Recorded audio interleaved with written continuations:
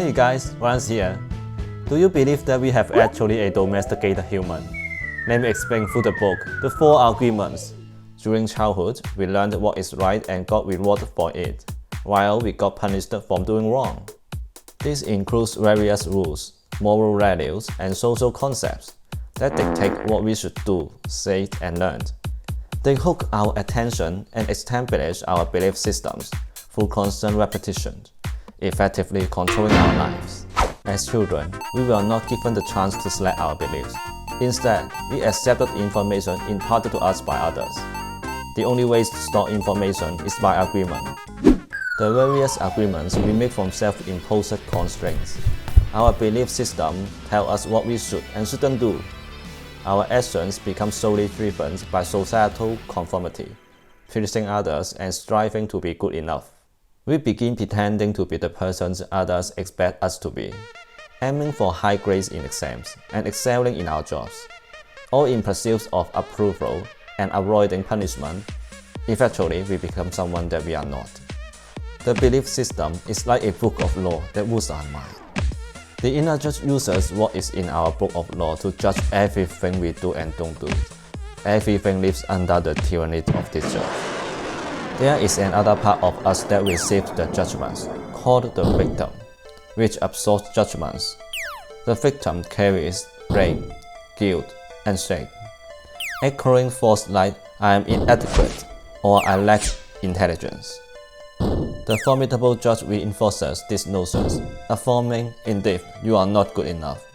All of this stems from a belief system we never consciously chose and place.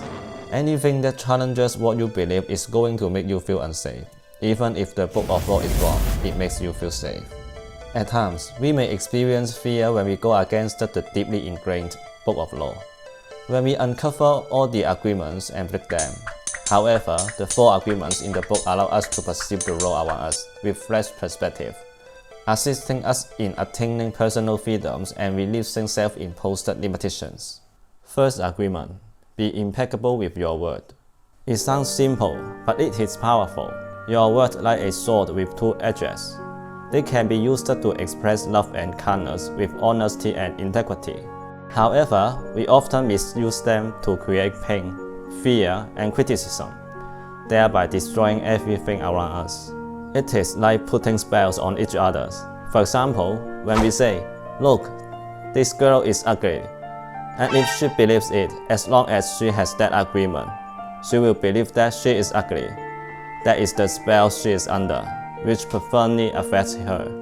Words can harm others and ourselves. Sometimes, we criticize ourselves, saying, I wish I were smart, but I must be stupid, or I couldn't have done that. If we believe we are stupid, that agreement becomes reinforced and grows stronger. We are using words against ourselves.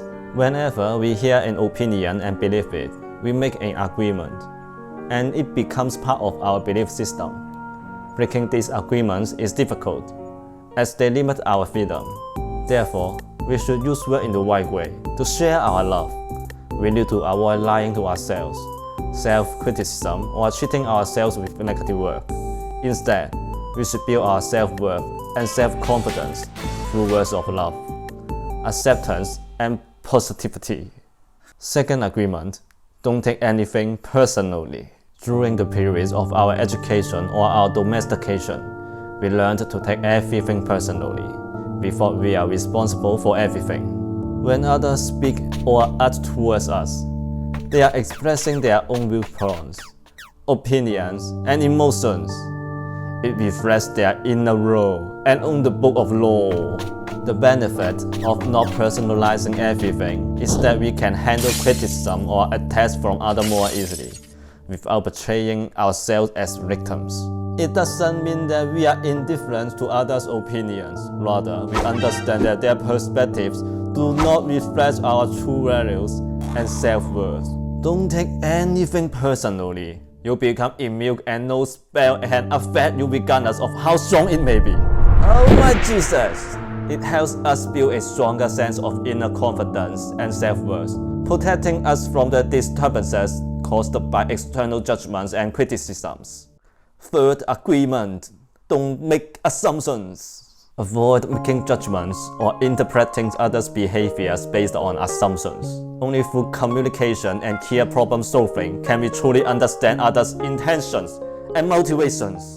Assumptions are guesses about others and situations, often based on our own beliefs, biases, and experiences.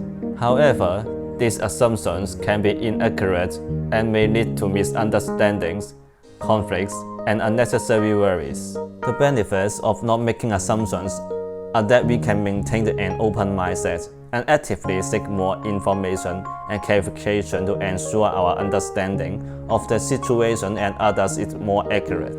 We can reduce misunderstandings, enhance mutual respect, and foster trust.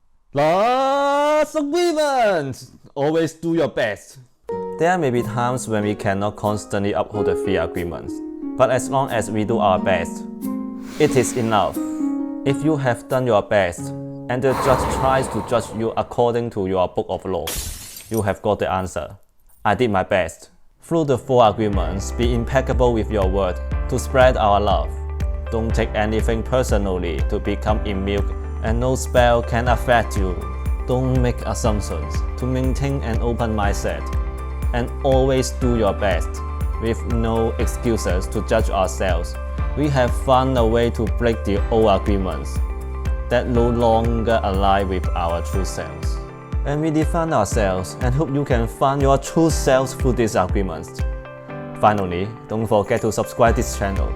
See you in the next video. Goodbye.